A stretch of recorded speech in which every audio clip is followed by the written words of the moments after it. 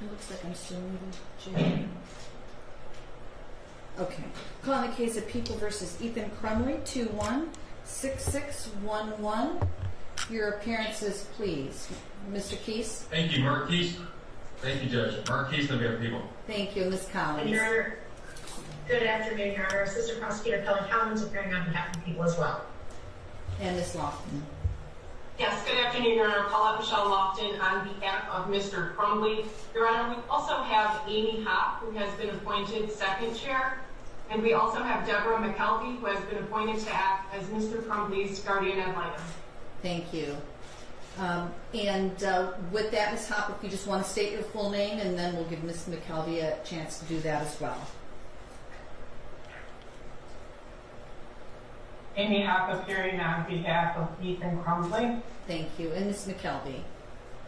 Good afternoon, Your Honor. Deborah H. McKelvey, court-appointed guardian ad litem on behalf of Ethan Crumbley. Thank you. And Mr. Crumbley, could you state your full name for us, please? Ethan Robert Crumbley. Thank you, Mr. Crumbley. If at any time you cannot hear or understand myself or any of the parties to the proceeding, will you please let the court know? Yes, ma'am. And we are proceeding remotely instead of in person at the courthouse. Mr. Keese, is that with your consent? It is, Judge. Thank you. And Ms. Lofton. Your Honor, I did have an opportunity to meet with him on Friday afternoon. At this point, we're able to interact, through the normal process on the screen. Your Honor, I don't know whether this is the appropriate time or you would prefer a motion. I do have concerns that his confinement at the Oakland County Jail and pursuant to MCL 764.27a, I'm not sure that he is fully away from the sounds of the adult inmates. And pursuant to the court rule,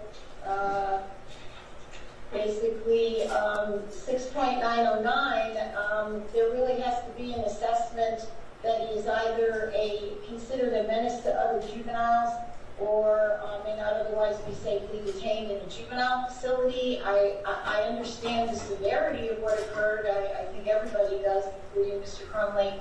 But I don't know that simply, indicating that because the victims were of his age that he would necessarily be a menace. So I do have concerns for him and his mental and emotional well-being. He currently is not able to benefit fully by what every other inmate at the jail can. Some has been due to a watch, but it is just very difficult. And the court knows the jail isn't conducive. It's not designed for juveniles. So, so I would just like some direction. Do you want a written motion and I can lay everything out? I just feel that if I have to look out for what his best interest, it's not being at the jail. I believe his needs can be met at the village. At least he will have greater human contact. He will have more services available to him to help him through this. I just feel that it is truly in his best interest, and I don't know that he really meets the standard of the court rule and the statute. And I know that his charge is not unique in the sense that there have been other children housed at the village with these type of offenses and being charged as an adult. I just feel that he's I'm not being humorous when I say this, but he could still at least be in school. I mean, there are things, he is still 15 years of age. And there are certain things, many things he's not going to get in the jail. And so I'm imploring you on behalf of him and what's in his best interest that we allow him to go back to the village. I'm not aware for the brief time that he was there he caused any difficulty. I just think for his age, his mental, physical, emotional well-being, housing him at the village would serve him more than where he currently is. I know from what he told me on Friday, he hears adults in the cells next door to him. Pursuant to the statute, he's not supposed to, and I'm of the belief that they are adults, that they are not other juveniles. Thank you. Your Honor, I can speak to that as well. before Mr. Keast has an opportunity to respond, Your Honor. Sure. I watched the arraignment, and I understand that Mr. Keast made the argument at that time pursuant to NCR 6.909. And after reviewing that statute, Your Honor, I honestly do not believe that my client should be considered a menace to other juveniles. This is someone who has never been in trouble before. This is not someone who has a history of assaulting kids his age or any other negative contact with his peers. This one isolated incident is all that we're looking at here today. And also, I'd like to speak to the fact that there are other juveniles housed at Children's Village charged with murder. This would not be the first time. There's others there now. So I definitely believe that society is protected, as well as the other juveniles at Children's Village, if he was to be returned to Children's Village. And again, I also spoke with my client and agreed with Ms. McKelvey. He's being housed in the clinic. The clinic is still being used for adults that have medical ailments and medical issues. So there are adult inmates that are housed around him. And if you look at the specific language of the statute, I believe that we are violating that statute. Thank you. Mr. Keys? Well, it appears that the little psychopath Crumbley already wants out of big boy jail, and he wants to get transferred to the kids' village, the children's village. Mind you, Ethan's not even in general population or anything like that. He is in isolation, so he's not interacting with any adults. But he's already complaining to his lawyer and to his psychiatrist or whoever this lady is that he can hear adults talking outside of the cell. Oh, God. Oh, man, Ethan, I'm going to tell you right now, you got a long ways to go, buddy. You're going to experience a lot more than hearing a few adults talking outside of your cell, bud. You made a big boy decision, and you're going to be in there for the rest of your freaking life. So you might as well get used to it. You think that you're going to get spared or saved if they send you to juvenile? No. Regardless, you're going to end up in big boy jail in the long run. And I can tell you right now, the inmates there aren't going to be happy about what you did, Ethan. You're in this for the long haul, bud. You think the bullying was bad in school at Oxford High School? You think the bullying was bad? Mind you, we don't even know that this kid is bullied, but since everyone wants to throw that out there as an excuse, if you think the bullying is bad in high school, what do you think is going to happen to Ethan when he goes to prison? Man, they're going to have a field day with this kid. He doesn't look like the type of person that can hold up. And here he is appearing in court because he's distressed. He's not, his mental health isn't, doing too well in big boy jail. Who gives a damn how his mental health is doing? Did you see what this kid did? Throw him away in the cell and throw away the key. Think I give a damn how Ethan feels? Oh, Ethan needs to get transferred to the kids' village so he can, continue on with his education. Well, what the fuck do you think Ethan's going to do with his life? Do you think Ethan's going to go on to be a scholar, a lawyer, maybe a scientist? No. Ethan's spending the rest of his days behind bars and probably getting bullied on the prison ground anytime he steps outside of his cell. Ethan doesn't need an education. You think I give a damn about Ethan's education? And if you want to be honest, they have plenty of educational GED programs right in the big boy jail for Ethan. No reason for him to be transferred to the kids' village where he could chill and hang around a bunch of kids who are locked up for stealing gumballs from Circle K. No, keep Ethan right there. Matter of fact, throw him in the mental facility with the older people and see how he fares there. Since he wants to be so mentally disturbed and mentally distressed that he's hearing voices and someone please help, yeah, we'll see if those people can help him. I'm sorry, I don't have any sympathy for people like this. And honestly, I think mental health is often used as an excuse in today's day and age for people to do crazy things.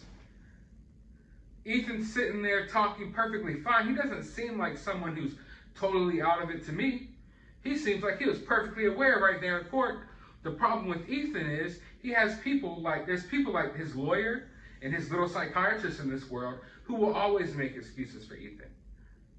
How dare they sit there and say that Ethan doesn't pose any potential, I can't even say this word, but I'm going to say it anyway. He doesn't serve any potential threat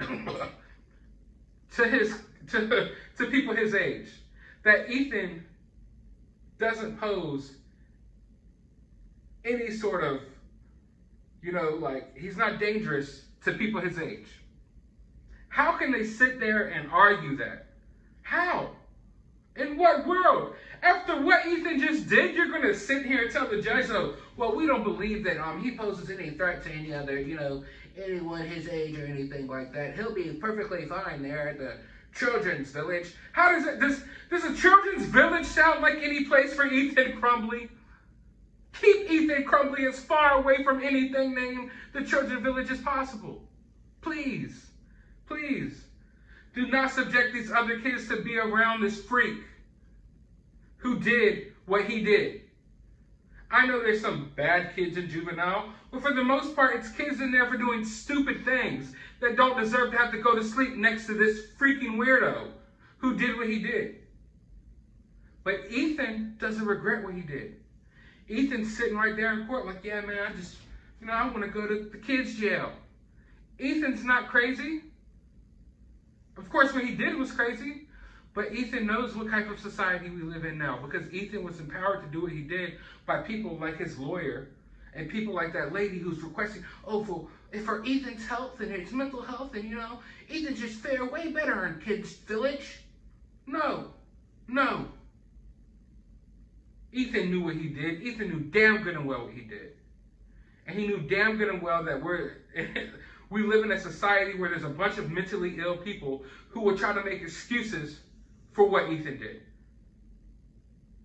And they'll baby him and coddle him like they're doing right now.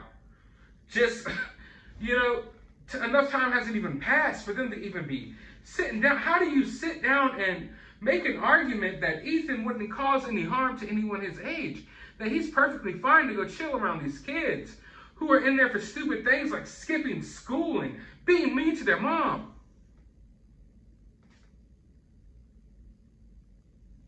Are you serious? Why do I have to make this video right now? Everyone should be outraged by this. If you're a parent and your kid's the age that they're still in school, you should be outraged by this. Because best believe if something happens at your kid's school, you're going to have idiots like this arguing why Ethan should be just allowed to mingle with all the other kids at the children's village. What? What? It's like we're living in an insane clown world. A clown world. This shouldn't have even made it to court. This shouldn't even, it's just, it's so insane to me that I literally watched these two women argue why Ethan wouldn't pose any harm towards people his age after watching and knowing what Ethan did. It's absolutely insane. But it's funny at the same time. And I'm laughing and it's hilarious because ha ha ha at you, Ethan. You think that you're gonna get coddled and just get out of this. But in the long run, it's coming for you. Okay? Karma is real. And karma seeps its way through any of these little twists and turns. Any of them. And I can guarantee you right now, Ethan, I don't think those kids at the juvie want to see you either. I don't think you want to see them.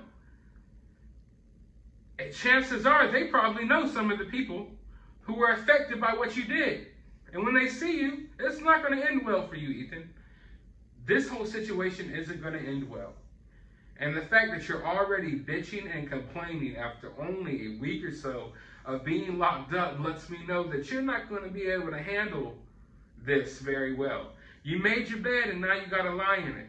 You thought it was cool to act like a rebel and to write all these little things and act like you were mentally disturbed and then make videos like you were one of the Columbine people. No, I understand what's really going on here.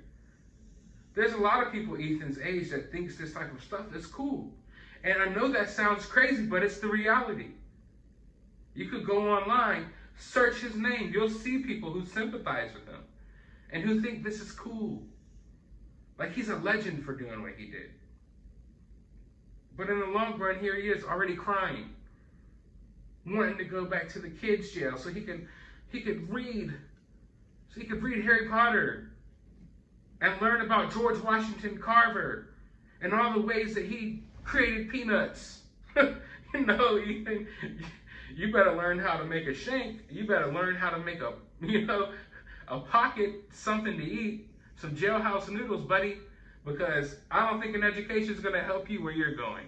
But I want to know your thoughts about this down in the comments below. While you're down there, hit that thumbs up button, hit that subscribe button, ring that notification bell. Go to the description of this video. I have my Cash App. If you would like to support the channel, I have a link to my other YouTube channel.